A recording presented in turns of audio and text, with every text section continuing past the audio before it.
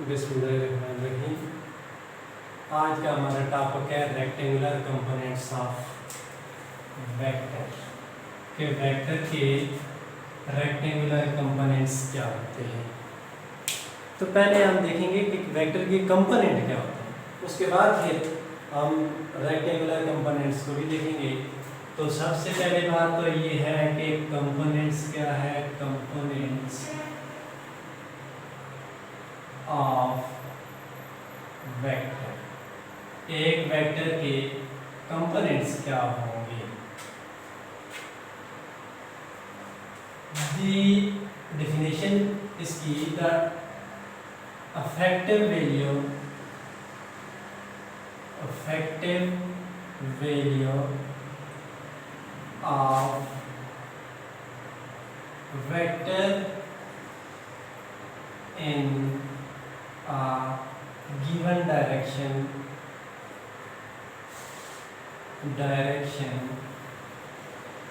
is called rectangular components.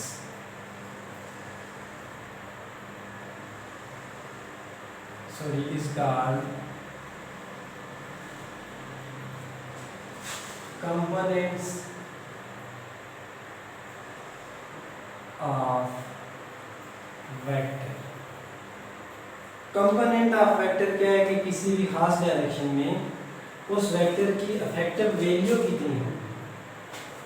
कि late से हमारे पास अगर कोई वेक्टर है तो एक्स एक्सिस पे उसकी इफेक्टिव वैल्यू कितनी है, वाई एक्सिस पे उसकी इफेक्टिव वैल्यू कितनी है, जेड एक्सिस पे इफेक्टिव वैल्यू कितनी है। कार्टेशियन कोऑर्डिनेट सिस्टम में अगर लेट से हमारे पास एक वेक्टर है फोर्स वेक्टर, अब इस वेक्टर का एक्स एक्सिस पे कितना इफेक्ट है और इस वेक्टर का वाई एक्सिस पे कितना इफेक्ट है, तो इन डायरेक्शंस में इस फोर्स के जो इफेक्ट हैं उन इफेक्ट्स को हम कंपोनेंट्स कहेंगे। कि लेट से अगर किसी ऑब्जेक्ट पे जो कि ओरिजिन पे है इस डायरेक्शन में फोर्स लग रही है, तो अब इस फोर्स का एक्स एक्सिस पे कितना इफेक्ट होगा, इस फोर्स का वाई एक्सिस पे कितना इफेक्ट होगा, या ये जो फोर्स है उस ऑब्जेक्ट को एक्स एक्सिस पे कितना मूव करेगी और या वाई एक्सिस पे कितना मूव करेगी। तो किसी खास डायरेक्शन में जो किसी भी वेक्टर का इफेक्ट होगा उस इफेक्ट को हम कंपोनेंट कहेंगे। अगर इस वेक्टर के हम कंपोनेंट देखें, कंपोनेंट फाइंड करने की कोशिश करें, तो वेक्टर जो उसका फाइनल पॉइंट है वहां से एक्स कंपोनेंट के लिए हम एक परपेंडिकुलर ड्रा करेंगे एक्स एक्सिस पे। अब परपेंडिकुलर में इस वेक्टर से हम एक ऐसी लाइन ड्रा करेंगे जो एक्स एक्सिस के साथ 90 का एंगल बना रही हो। अब ये ओरिजिन से लेकर इस पॉइंट तक ये होगा इसका एक्स कंपोनेंट, इतना होगा इसका एक्स पे इफेक्ट, इतनी डिस्टेंस या डिस्प्लेसमेंट ये काज करेगी एक्स डायरेक्शन में। और अगर वाई डायरेक्शन में इसका इफेक्ट देखना हो तो हम एक परपेंडिकुलर वाई एक्सिस पे ड्रा करेंगे, तो ओरिजिन से उसके कंपोनेंट देख लेंगे कि इतना इसका इफेक्ट होगा वाई एक्सिस पर। तो ये कंपोनेंट, इस वेक्टर के दो कंपोनेंट बनते हैं, एक एक्स कंपोनेंट और दूसरा है हमारे पास वाई कंपोनेंट। तो एक वेक्टर के किसी खास डायरेक्शन में कौन सा कितना इफेक्ट हो सकता है, उस इफेक्ट को हम कहते हैं कंपोनेंट। कि एक्स डायरेक्शन में कितना इफेक्ट है उसको कहेंगे हम एक्स कंपोनेंट, वाई डायरेक्शन में कितना इफेक्ट है इसको कहेंगे हम वाई कंपोनेंट। उसके बाद है नेक्स्ट है हमारे पास रेक्टेंगुलर कंपोनेंट्स। रेक्टेंगुलर कंपोनेंट्स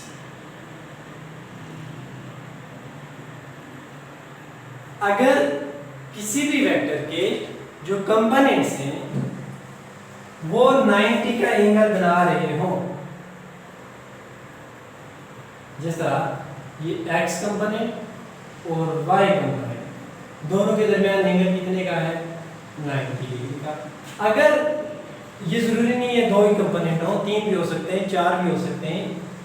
अब अगर 2 कंपोनेंट के दरमियान 90 का एंगल बन रहा हो, ऐसे 2 कंपोनेंट को हम कहेंगे रेक्टेंगुलर कंपोनेंट। क्या फिर समझ लेते हैं, अगर 2 कंपोनेंट्स के दरमियान एंगल हो 90 डिग्री तो उनको हम कहेंगे रेक्टेंगुलर कंपोनेंट्स। अब 2 लाइन के दरमियान अगर 90 का एंगल हो तो उसका नाम हम एक और भी रखते हैं परपेंडिकुलर, कि अगर दोनों वेक्टर परपेंडिकुलर हो एक दूसरे के तो ऐसे कंपोनेंट्स को हम क्या कहेंगे, rectangular components of the vector. तो rectangular components of the vector की डेफिनेशन है the components which are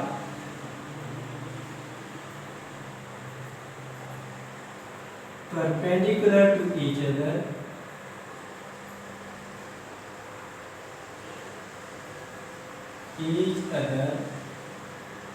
are called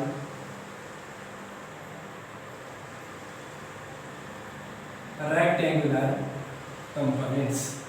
ऐसे कंपोनेंट्स जो परपेंडिकुलर हो एक दूसरे के, ऐसे कंपोनेंट्स को हम कौन से कंपोनेंट्स कहेंगे, रेक्टेंगुलर कंपोनेंट्स कहेंगे। आप अभी जो हमने एग्जांपल ली थी, लेट से बुक, आपकी बुक में इस वेक्टर का नाम दिया गया है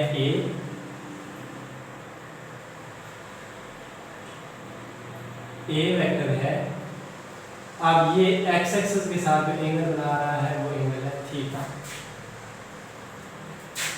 हम लेट कर लेते हैं, let vector A which makes angle theta with positive X axis.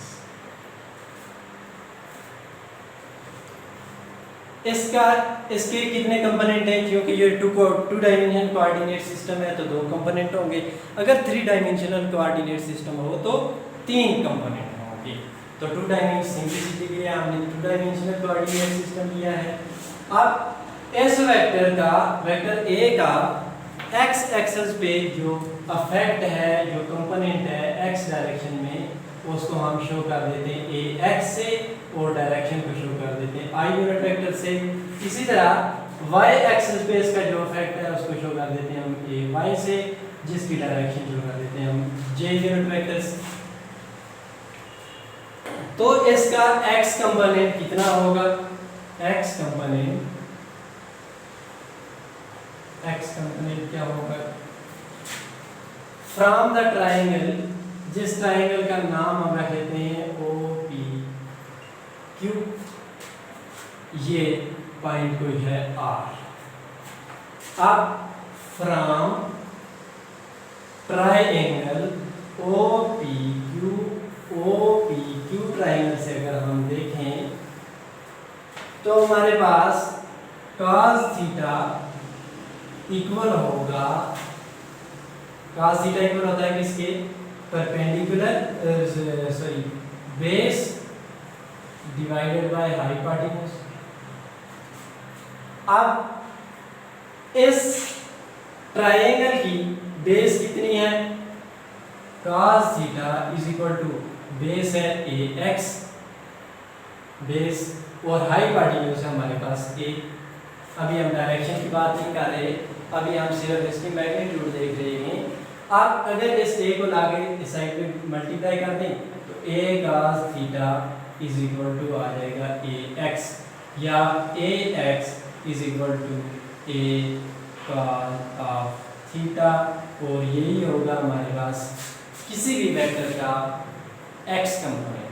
कोई भी वेक्टर, अगर एफ का एक्स कंपोनेंट फाइंड करना हो तो एफ cos ऑफ थीटा, अगर एक्सेलरेशन ए का एक्स कंपोनेंट फाइंड करना हो तो ए cos ऑफ थीटा, अगर वेलोसिटी का एक्स कंपोनेंट फाइंड करना हो तो v cos ऑफ थीटा।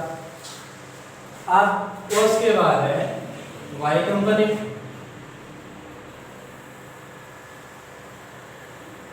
तो y कंपोनेंट फाइंड करने से पहले एक और बात समझनी ज़रूरी है कि ये रेक्टेंगुलर कंपोनेंट से ये जो टू डायमेंशनल कोऑर्डिनेट सिस्टम बन रहा है ओ क्यू पी आर, ये ओ क्यू पी आर ये जो रेक्टेंगुलर कोऑर्डिनेट सिस्टम बनेगा या तो ये रेक्टेंगुलर शेप का होगा या ये स्क्वायर शेप का होगा। रेक्टेंगुलर शेप हो या स्क्वायर शेप हो तो इसकी प्रॉपर्टीज होती हैं इन दोनों की, अपोजिट साइड आपस में इक्वल होती हैं। अब हम लिख सकते हैं from figure O R is equal to P Q distance और ओ आर डिस्टेंस दोनों आपस में इक्वल है, क्योंकि अपोजिट साइड्स इज रेक्टेंगल हो या स्क्वायर हो, अपोजिट साइड आपस में इक्वल या सेम होती हैं। अब ओ आर कंपोनेंट में हमारे पास किसकी इक्वल है, ओ आर इक्वल है ए वाई के। अब अगर O R O P Q के इक्वल है, ओ आर ए वाई के इक्वल है, this implies that P Q भी इक्वल होगा किसके, A Y.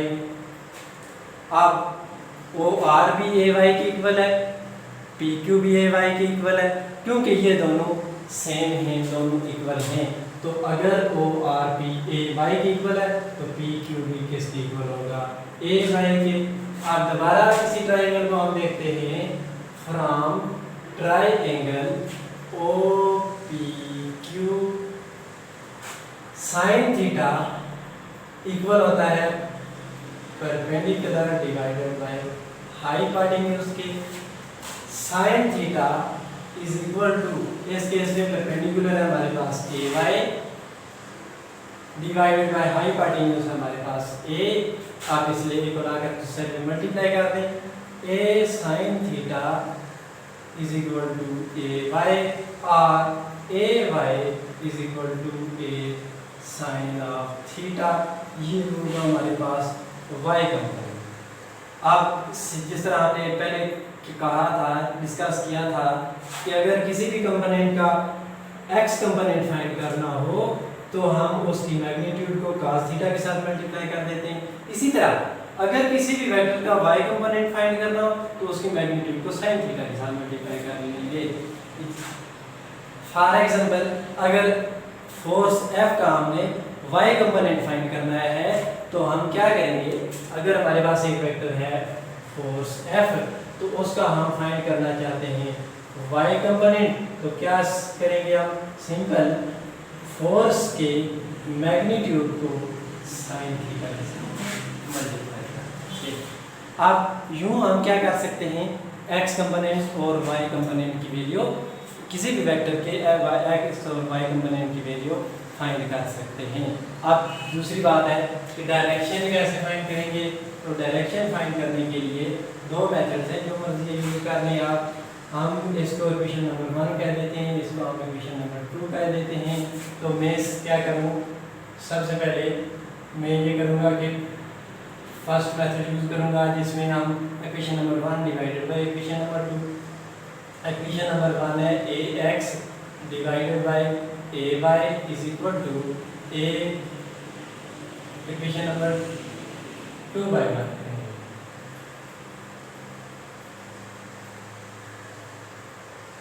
Equation number 2 divided by equation number 1 कर देते हैं।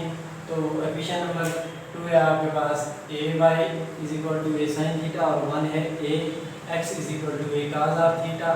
तो A Y divided by A X is equal to A sine theta divided by A cos of theta. A cancel, sine by cos equal हो जाएगा tan of theta के। Tan of theta is equal to है A Y divided by A X, या theta की अगर हम value find करें तो ये हो जाएगा tan inverse of A Y divided by A X. ये था एक मेथड फाइंड करने का, एंगल या डायरेक्शन फाइंड करने का। दूसरा मेथड हम यूज कर लेते हैं, दूसरा मेथड है फ्रॉम, दोबारा वही ट्रायंगल कंसीडर कर लेते हैं O P Q. Tan theta is equal to perpendicular divided by base. तो tan theta is equal equal to perpendicular हमारे पास क्या है ए वाई और बेस हमारे पास क्या है ए एक्स, तो ये हो जाएगा A Y divided by A X, तो theta is equal to tan inverse of A Y divided by A X. तो ये दो मेथड हैं एंगल फाइंड करने के। और इसको याद रखने के लिए ताई आसान एक मेथड है कि जब आप साइन थीटा cos थीटा का फार्मूला लगाएंगे तो x कंपोनेंट आएगा, जब आप साइन थीटा की रेशियो यूज़ करेंगे तो y कंपोनेंट आएगा, जब आप टेन थीटा की रेशियो यूज़ करेंगे तो आपके पास एंगल की वैल्यू आ जाएगी। Thank you.